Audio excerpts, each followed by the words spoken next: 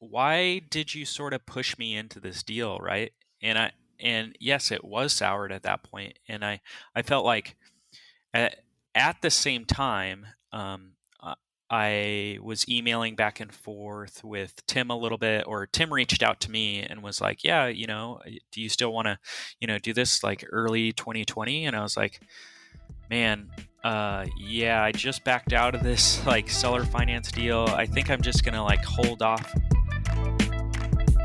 Hey everyone, welcome back to the Matt Report podcast. Today's guest, Dan Cameron from Sprout Invoices, a popular WordPress plugin for obviously creating invoices. Dan's been doing it for some time. He's been a past guest on the show. And today he's joining us to talk about the whole feeling of selling, your product, your WordPress product. He talks about, the when, the why, the how, and how the whole process went down, some ups and downs and everything in between. It was a great episode. It's a long one, so we're going to go ahead and dive right in. One thing I want to mention, business5000.com. That's business5000.com. Join that email list there. The first pitch is going out this Sunday, and this is the new venture of the Idea Accelerator. If you want to join in on that fun, business5000.com. Today's sponsor of the show, you know him, you love him. Well, maybe you didn't love him on Lost. You ever watch that show, Lost? It's John Locke from lockdownseo.com. That's Lock with an E. Lockdownseo.com. We help manufacturing companies with search engine optimization so they get more RFQs. Request for quotes, people. That's what he's looking for. That's how he helps people. And I just said, John, thanks for, sponsoring the show again. We couldn't do this without you. So I said, what are you really looking for in this sponsorship? I mean, there's a lot of WordPress developers, agencies listening to this show. What can I do to help provide value? And I'm just going to read you exactly what John told me. He said, I'm looking to work directly with manufacturing or industrial companies to improve their SEO. Machine shops, contract manufacturers, general manufacturers with product lines that are business to business. This is where I'm helping companies find a lot of success. These are essential businesses, so there's a big sigh of relief here. And my God, with all this COVID-19 stuff, I believe it. I can also take care of everything end-to-end: design, content, SEO, on-page and off-page. Look, if you're somebody out there servicing manufacturing companies, just like John's looking for, don't hesitate. LockdownSEO.com. LockdownSEO.com. Lock with an E. LockdownSEO.com. Thanks for sponsoring the show, John. How about that? One more advertiser. Because, I limit this to 2 sponsors per show. It's IdeaBox. IdeaBox.io. IdeaBox.io. They're building plugins. Awesome, fantastic WordPress products. You might know them from PowerPack for Beaver Builder or PowerPack for Elementor. I mean, who doesn't use these add-ons for these amazing page builders? IdeaBox created PowerPack for Beaver Builder. Extend Beaver Builder with the #1 Beaver Builder add-on. Get 55 plus creative modules, 350 plus templates. Currently used over 100,000 Beaver Builder websites. And PowerPack for Elementor, take Elementor to the next level, 60 plus oriented creative widgets. PowerPack is one of the fastest growing Elementor add-ons. And my God, if you're on that Elementor rocket ship, whew, that's a business. And I'll tell you, IdeaBox.io, they're smart, they're doing it. And here comes a Slack message right in the middle of this ad read, but we're going to keep going. It's IdeaBox.io. We build digital solutions with code, creativity, and guess what? Coffee. Who doesn't use coffee these days to get through the workday? It's IdeaBox.io. Thanks for sponsoring the show. Let's get into it. I'm Dan Cameron, as he already said. I've been doing WordPress stuff since, professionally since my daughter was born, and she's 15 now. And I've been doing WordPress before that for a few years, just as like a hobby. I made a business out of WordPress about 5 years ago in the I shouldn't say I made a business out of it because I had a business a long time ago, but I did a WordPress product called Sprout Invoices. And that's probably how people would know me. Maybe before that, I did Search Everything, but that was a long time ago. I used to build themes, if you can believe it or not, too. But When we chatted the last time, the opening statement in the post, this was season 4, episode 4. The Desire to Stay a Solopreneur was the title. The opening line was, remember the line in the Social Network movie, $1 million isn't cool. You know what's cool? $1 billion. Well, maybe not for all of us. And I distinctly remember having, well, of course, the conversation on the show, but just having conversations with you since our relationship started was, it's not always about, the $1 billion business, the, 300 employees. You weren't at the time looking at success that way or at scale that way. And here we are now. You've sort of exited the Sprout Invoices product company. And I think listeners today are going to be very interested to learn the why and the how of all of that. Can you start with sort of, the why of why you decided now is a good time? Or when? I mean, tell us when this actually happened, just so we get the dates right. But tell us why you think it was a good move. when I knew that I wanted to sell Sprout Invoices was probably in 2018. I felt really fatigued. Um, I felt like I couldn't push Sprout Invoices any more than it already was. I'm a developer at heart, so I found myself in a couple years ago just not knowing what to do. So prior to that, I was just building features. If I didn't know what to do, I was just building features, and it was fun. It was a great project. I was able to do new things and make a great product that I was really proud of. I wouldn't pour a lot of time into the marketing, and that's something that I realized that was a real big shortcoming of mine. I remember our original discussion too was that you had some ups and downs with a big brand competitor, like buying up your name, like your Yeah. keywords in Google, and I mean it's just not an easy, it's not an easy task when you're up against such juggernauts in the industry. Yeah, it was at that time, like, I wasn't really worried about that so much. I guess to be completely honest, like when I go back and I reflect on it a little bit, I think that was an issue because one of the things I never really wanted to do was pour a lot of time into marketing. I did a lot of marketing in like innovative ways, I guess, like fun ways where I made it like a logical programming type of activity that I could do that I could find fun out of it, like creating progressions and campaigns based on like uh, logical things that happen, whether they come to the website and they're there for 20 minutes or they come to the website and they don't add the item to the cart and then they come back the next day. Like those little things were really fun to create, and those definitely helped me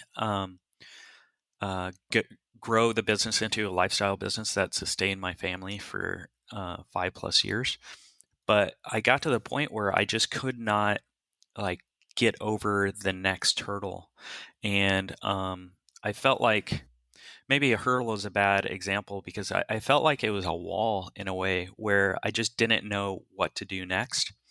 And in late 2018, that's when Automotive Syed and friends were doing the growth accelerator program. So I thought, this is like a really good opportunity. I'm just going to apply for it. The guys on my mastermind at the time recommended it. And I went through all those interviews, and it felt like I was one of the finalists in a way. And I came out of it not being accepted into it, but I came out of that whole process understanding my business a little bit more and understanding like what I could do. And I set out to do a bunch of goals, that's when, um, the biggest thing that somebody would notice is the mascot on the site. That's when I created the mascot.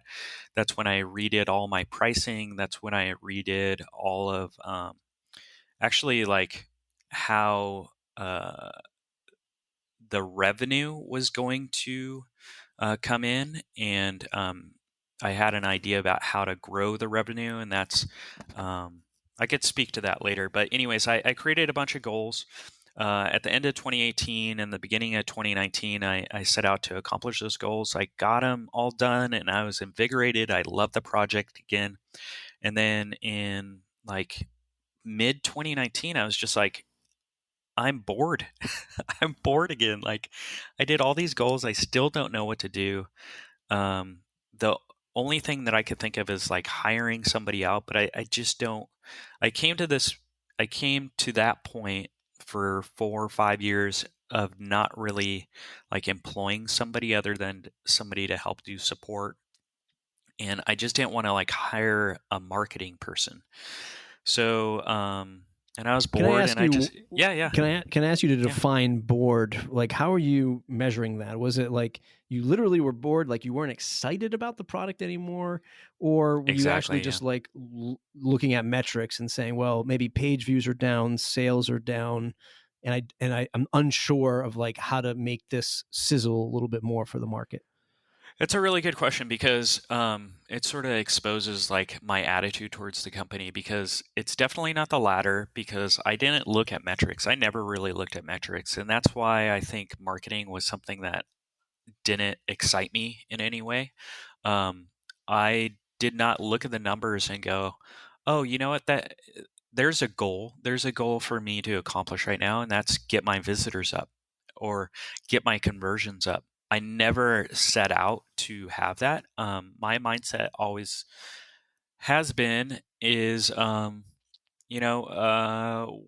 what cool thing do customers want? Let's build that because I want to develop that.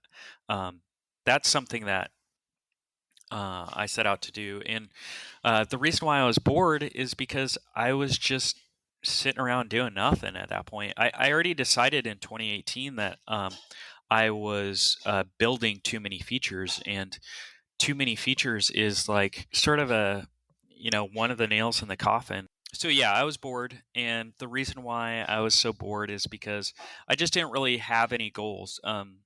I come at my job with like goals for the day, and or goals for the week or goals for the month or whatever, and I want to accomplish those goals. And in 2019, I felt like I didn't have any goals. I felt like I didn't not have anything to accomplish. The one things that I did have on my list were things that, to be quite honest, I did not want to do. I did not want to like convert my job into um, administration or marketing, um, in a different way. Let's say I'll always say that I am not a great marketer, but I think that I accomplished something, uh, or I I marketed well enough to get to the point where I had a really good lifestyle business with Sprout Yep. Invoices. So so I guess like in oh yeah, okay, so back to 2019. So like in mid 2019, I decided to sell, and I went back to Syed and I asked him like, "Are you guys interested?" And he's like, "No, but here's a broker that I recommend." And so I went to that broker and we had a really good conversation, and I decided to sell, and the the price that they valued the company at was something that I thought was awesome. I felt like the broker really understood my business to put it up that high. And we had a lot of interviews that summer and that fall too. And after every interview, I felt like, oh, well, not every interview, but the ones in at the beginning, I was just like, oh, you know what? I feel really good about that person, and I hope they provide an offer. And then it was just like no offers. Like no one came up with offers until late last year. And Let's take a Yeah, step back. yeah, So this is the yeah. how process, right? So we've got Oh, yeah, yeah, yeah. the when and the why. We're into the how. So many people out there might be thinking about like, geez, how do I sell my product? Now you obviously had just sort of one foot through the door, obviously knowing Syed, but being in the accelerator or applying to the accelerator program. Syed is obviously someone known as an individual in the space that acquires companies. He says, look, right now it's not a fit for automotive, but here's a broker, right? That's out there. Are you willing to state the name of the company, or is that sort of private? Well, We I can pass don't on it. want to. Yeah, I want to pass on it, but I do want to explain why. I want to pass Okay. on it because um, we ended up like breaking the relationship off Sure. later last year, but I don't want to like say the name because I don't want to have that stain on them at all, because I feel like the company is great and I would actually recommend them again. However, my experience wasn't great, and I don't want any WordPress entrepreneurs or like business owners that are thinking about this to like go, oh, okay, let's not go with that company because of my experience. And Got it. I feel like somebody else can have a great experience. We just didn't.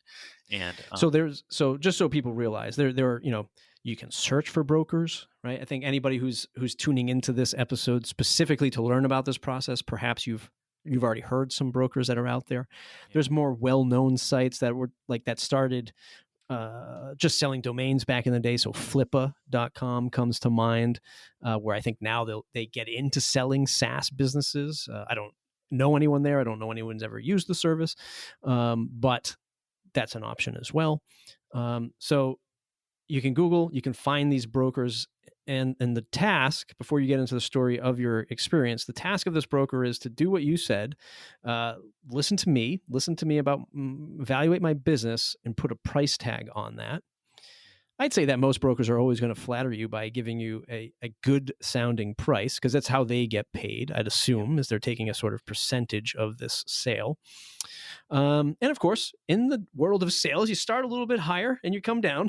So you don't want to start in the middle. You want to start a little bit higher, and then the buyer is probably going to try to whittle down the price, perhaps. yeah. And then you mentioned these interviews, and this is what I'm assuming is the broker is connecting you and maybe facilitating a phone call to have these interviews with people who want to court you into selling you their business.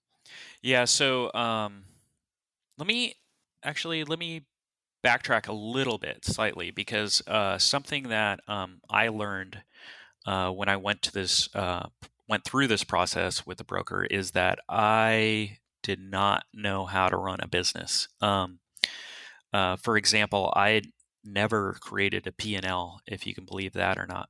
Um, I had an accountant, or I still have an accountant, and the way that we did taxes was a really quick process. But I never like created a P&L, never separated anything out. So when I went through this process, like I had a lot of catch up to do, and if anybody is going into the process of like going out to a broker, um, this is what you need. You need a 5-year P&L, and you need to go through everything and make sure that you have all those numbers before you start the process.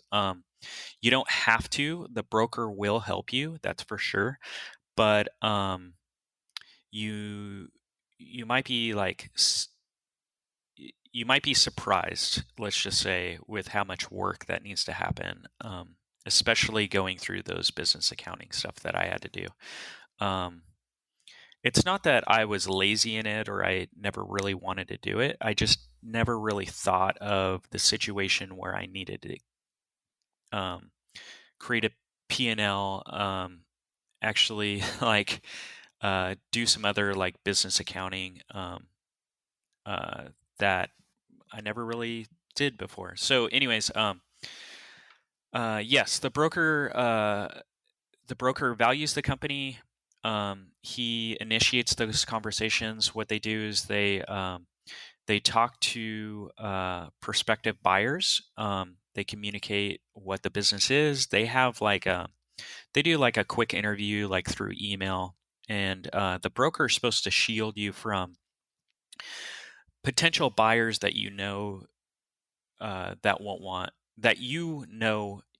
want to deal with, right? So they're not going to want to waste their time, and they're not going to want to waste your time. So it's a good it's a great service. They're able to connect you with like thousands of investors, and their job is to whittle that down and get the few interviews that might make a sale happen. So now you're having these conversations, Mhm. these interviews, as they refer to them as. You say that, hey, these conversations are going fairly good, right? For the most part, people seem interested. They are interested, and then no one's really bidding, right? No one's really giving you, or whatever their phrase is for it, right? No one's sort of putting a Offers. number, an offer.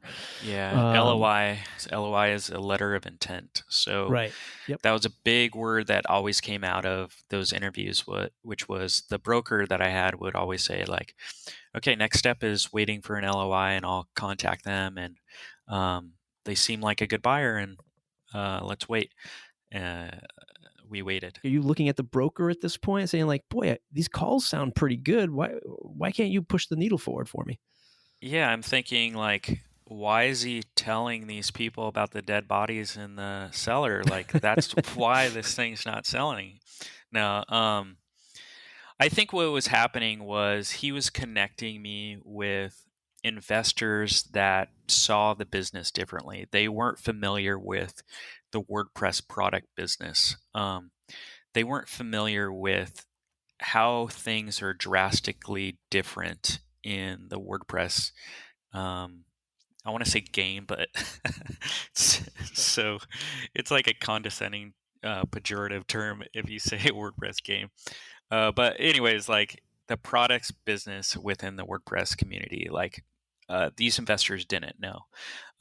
There's a lot of investors that actually looked at it as an opportunity to do a lot of like different financial deals because they saw invoicing, they saw um, they know of a lot of like scummy things that they could have done, and I don't know why the broker didn't like see through that before we got into these interviews, but we saw through it. So like I will say like half the interviews were really good, but half the interviews were good because um, I felt like the person on the other end was a really good person, and I respected them for understanding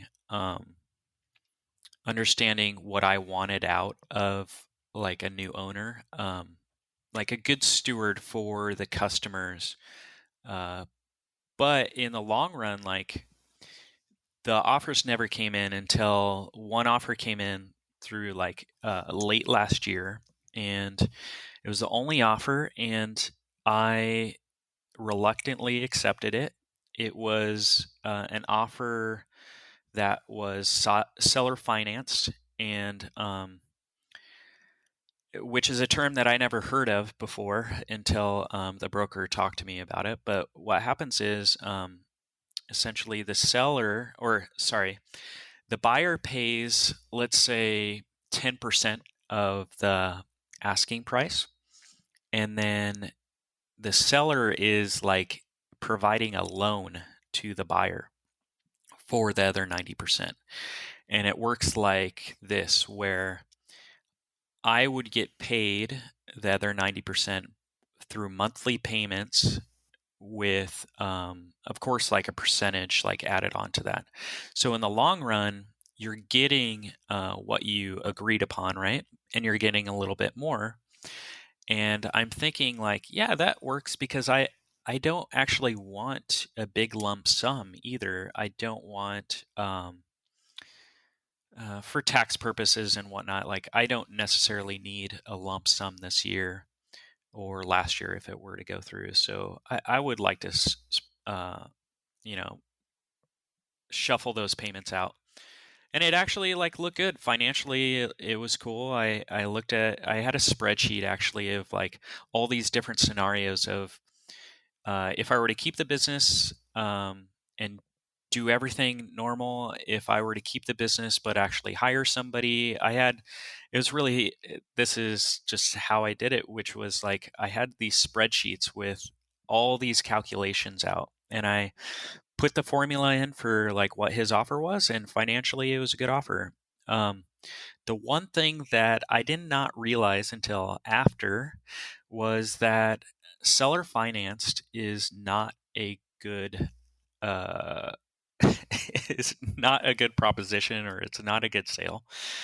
For me, let's just say it wasn't good because I realized that if the customer, or I'm sorry, if the buyer is not a good steward to the product, is not familiar with the WordPress industry or community, um, and fails, let's say they fail in a year. Um, the broker was telling me, well, what would happen is you would be able to get that product back, um, and you would still be able to like keep the payments up until that point. And I think you and a lot of people that are listening right now understand the issue, but I didn't. I was just like blinded a little bit, primarily because I think it was somewhat of bad advice at that time. The broker should have told me, like, in that scenario where you get that product back, that steward could have detrimental effect on the brand and the customers. So what are you actually getting back after a year when that new owner like ran it to the ground? What are you getting back? Are you getting back code? Because that doesn't really matter that much in the WordPress community, right? Like what matters is your brand and your your acceptance within the community. And I was just like going through my head with, or having all the scenarios go through my head where, I would get this Sprout Invoices back and it would be worthless because all the customers would jump ship to another product that was similar, or and it's something that I couldn't recover from. So I backed out of that deal actually, and that's when I uh, went back to a friend, Tim, who I met at Pressnomics. Little shout out for Pressnomics. Um, I did the golfing thing at Pressnomics, and a deal came out of it. One of the many deals that come out of those golf outings. But yeah, so I talked to Tim from Web Ventures after golf, and he always like told me, if you want to have a conversation about like selling to Web Ventures, then let me know. And at the time, he was saying like you would have to wait until 2020 because they already had these other acquisitions lined up for 2019. And then at that point, I was like, well, I don't want to like push off the opportunity for a sale for something that might be next year. Even though I really like the guys over at Web Ventures, I felt like that was the best home at the time. I just didn't want to wait. I didn't want to push off for another like 3 months, 4 months for a sale and go, oh well, you know, uh, and Web Ventures come back and say, yeah, it's not like a good fit, and we won't do this. So, anyways, like I know I'm like meandering a little bit, so sorry about that, but cut in to just ask any questions to like get me back on track. But Yeah, um, so I'm actually curious so after you sort of declined the seller, or excuse me, the buyer financed version of the deal, is it at this point, like how much time has passed since you started with that broker, you got all the way to this point? Is it this point where you start like the frustration starts to surmount a bit with this experience? I know you said that they're actually a pretty good company, but the experience wasn't all that solid for you. Is it at this point it's like, man, boy, we're just like killing the clock here, and nothing is really happening? And was that sort of like the final straw at that point? in June, I believe, is when I started the process. I reached out to the broker, and we started the process. And the reason why I know it was in June is because we did a family vacation in July, and I remember having an interview. Um, like I had to wake up. We were in Hawaii at the time, and I had to wake up at like 5 a.m. or something like that to like do this phone call. But anyways, so for the first like few months, it was great.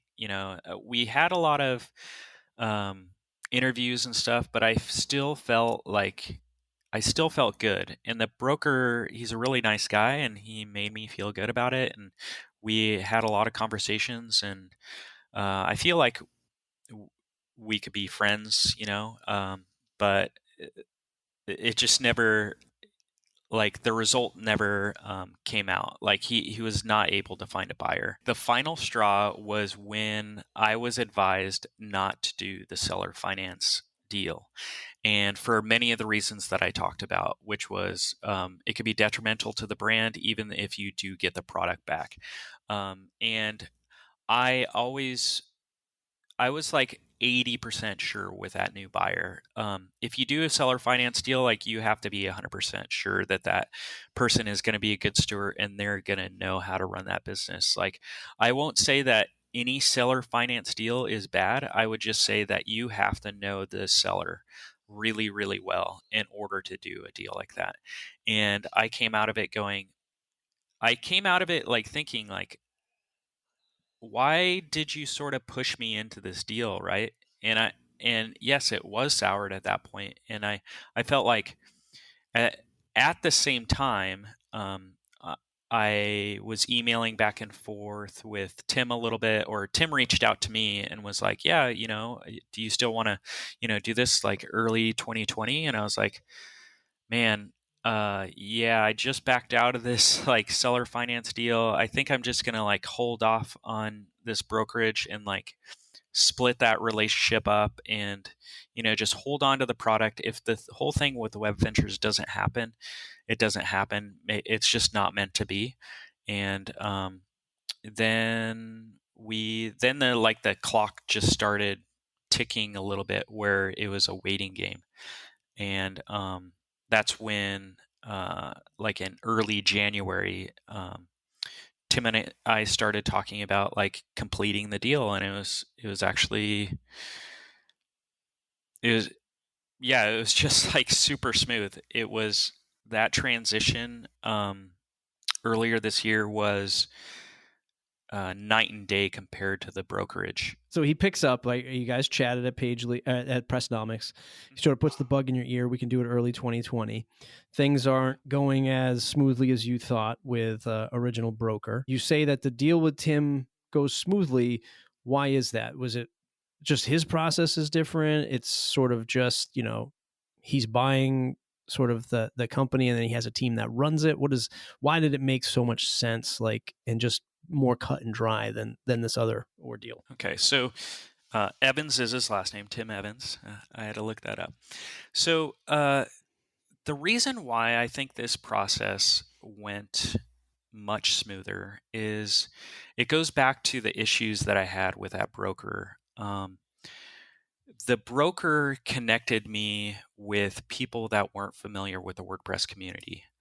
Tim and the whole team over at Web Ventures deals with WordPress every day, right? They know the community, they know how it works, and I I strongly believe that that's why this transition, or this process, was night and day. And then once you said, you sort of had the virtual handshake where you might have said, okay, let's do this deal. What was that time frame like? Was it just days, months, weeks? Late in 2019, Tim was able to give me some like evaluation, and I thought that that valuation was excellent. It was essentially like what I agreed to with the seller finance deal, like price wise. So on paper, it worked out great. He was able to say, "This is what we're able to offer," and I was like, yes, that's great. He just could not provide an LOI until January. So in early January, he was able to give the LOI with the same valuation that he gave in later last year in December, and I signed the LOI, and then this whole process started where there was these like an acquisition checklist, and I just went through all of the things and um, started checking all the boxes.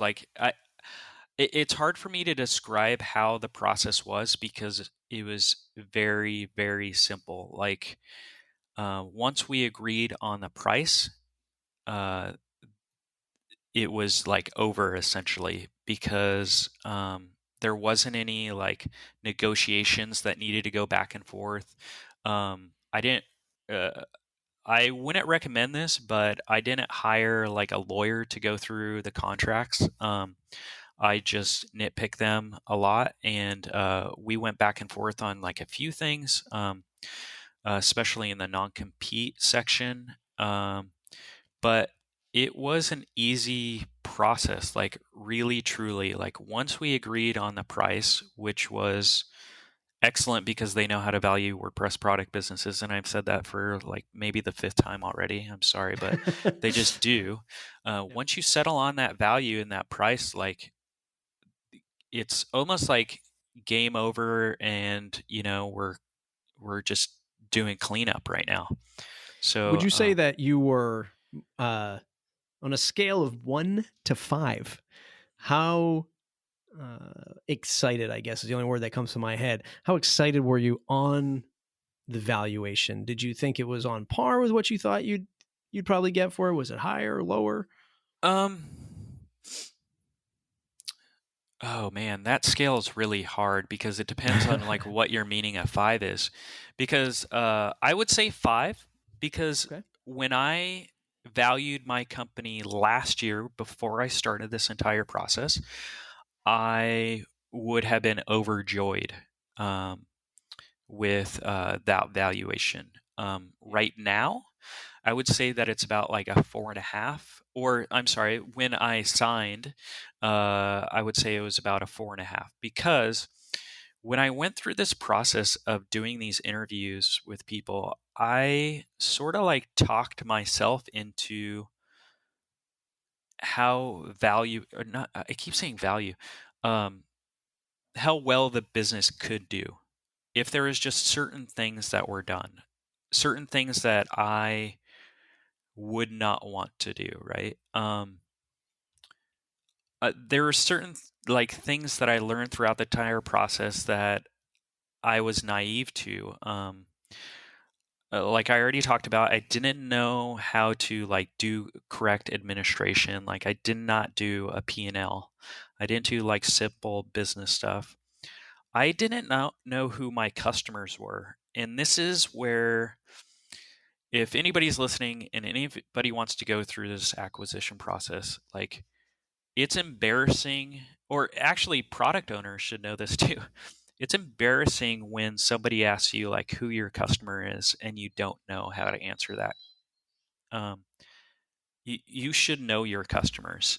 And I tried. I did surveys like years and years ago, and I just could not do it. And I came to the point where I just assumed what my customer was or who my customer was, and um, that's not good enough. Like you need to know who your customer was. Um, I learned a lot in marketing, like through a lot of the interviews, a lot like when I went through that process with Syed, where we were doing the accelerator program. Like throughout that interview process, I learned a lot, and that's how I was able to like write those goals for late 2018 and early 2019. Um, and in this process, like I learned quite a bit, and like because I would ask these people like, "Oh, what would you do? What would your strategy be, or what would your plan be?" And they wouldn't give me like precise detail, but I would be able to like figure it out. And so I was in that stage of like you know what? My business is a good business. I've been telling people for the last, 8 months or whatever, like, this is a really good business and it's a good opportunity for you. So I felt like I didn't, I felt like instead of being bored and fatigued and like pulled down by the company, I was actually like, I was seeing the good qualities again. Um, so yeah, that's why I would say like it was like a 4.5 rating or something like that. Gotcha. But Gotcha. yeah, Uh, Sort of what I'd imagine is sort of the tail end of this, or the booking end of this, would be um, sending off that product, sending off that child, if you yeah, will. yeah. Right? You've made the sale, you've agreed on terms, you're satisfied with valuation. Um, you hand it off, and is it sort of an explanation of what will happen to the product, the company, the customers, of how they'll sort of continue to grow it and sustain it, or is it sort of like, here's your money, see you later? We'll keep looking at the website to join for updates. Yeah, so we go back to, I keep saying like how smooth the transition was, and part of the reason why the transition was really smooth is because I had a lot of assumptions of how the transition would normally be. You hear these stories about these acquisitions happening and then the owner stays on for like 6 months or whatever, or the owner is like actually like still like a part owner some way, like he still has some equity in the business somehow, so he's still like involved with meetings and stuff. And this transition was really smooth because I am not part of any of that, and I don't know if I regret not asking for that or not. I don't know if like an easy break is easy, or if I should have like requested to like stay on a little bit more. I was worried throughout the process that I would be forced to do support for 6 months. So when we were talking, maybe I gave the false impression that I didn't want to be part of it anymore. Um, uh, I don't think that's the case, but maybe the way that I look at it is that um, Web Ventures knows what the hell they're doing, and they have good support teams that know how to support customers. They have good development teams that know how to, um, support and build and add features and bug fix and all that stuff.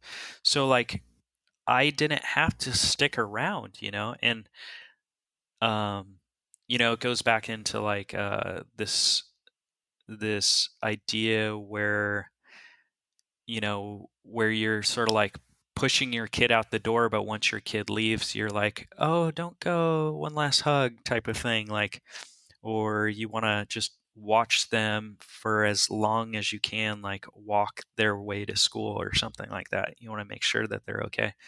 I don't know. I'm in that process right now. Like, this has only been a couple months. So I I feel very relieved that I don't have to do any day-to-day stuff. A couple weeks ago, I actually stopped doing support. Like, I stopped helping their support team answer questions. So um, it's like a complete break. And there's there's like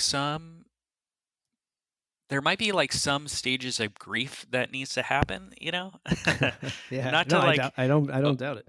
overstate it, but there are stages of grief that happens throughout this, like denial and acceptance and all of those other ones that I can't remember right now. But Yeah, yeah, yeah.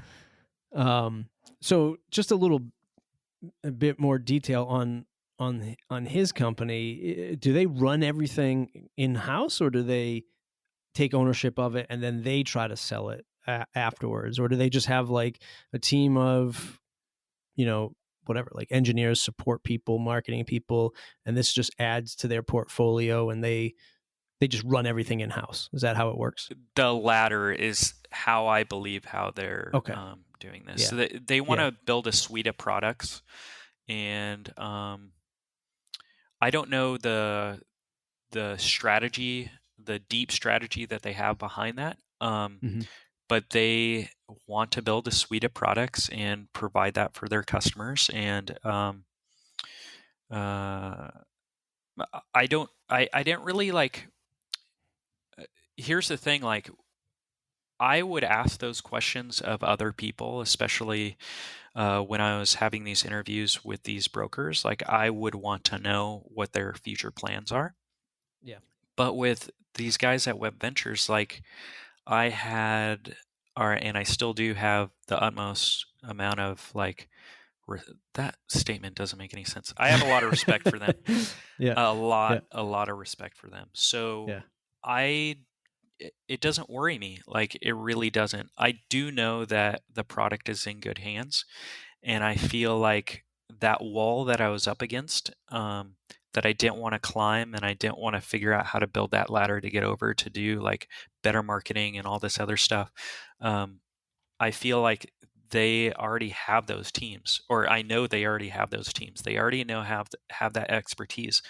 So it's really like a good transition because I was able to, foster something. I was able to create something to a certain point, and they're able to take that product at that certain point and like make it grow, um, with the expertise that they have. It's a good, well, you might not think of it as a Yeah. good story arc, but it was a very informative story arc to, Okay. to understand sort of, the complexities of this decision, right? And then the complexities of like the technicalities, if that makes sense, of like hiring a broker and just sort of feeling out these waters as you go, and not really finding what you wanted ultimately, but the story, there was a hero at the end of the story, and Mhm. and things went much smoother.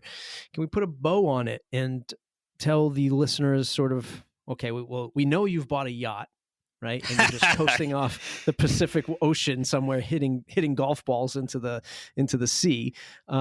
What's next? What are you doing now? I know you have a new URL up there, a new domain, but I'll let you tell that tale. Oh man. Okay, so this is where you want like a marketing or like a pitch, right? But like I This is where said I want you to earlier, sell yourself. so I'm going to make this long because I don't have a pitch. I don't know what the hell I'm doing right now. And this is sort of like an exciting time. Like, um, I went through this process last year going, I want to create a local business. And that was an idea that I realized was terrible, terrible throughout the entire process. I wanted to create like a pub or something like that with some video games and do all kinds of stuff. That was terrible, and I'm glad that I did not pursue that. But I had a bunch of goals for this year, and it included like helping coach my kid doing baseball, relax and watching a lot of baseball. Um, I wanted to learn a couple new things like Laravel, start a new project. I throughout this this time that we're in right now, I'm able to do like some of those goals, but really like what I'm doing right now is um, I'm learning. Uh, I'm learning Laravel. I'm going to start a new project. Um, I don't know what exactly that might be right now, but I have some ideas that are cooking.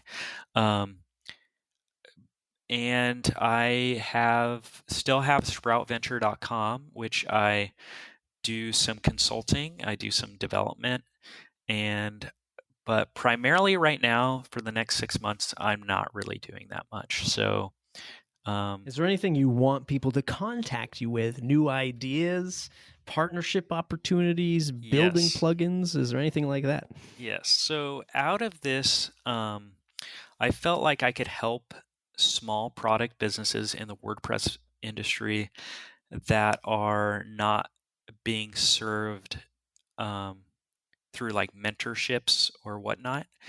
I don't know if I want to make this a business where I do consulting for these small product businesses.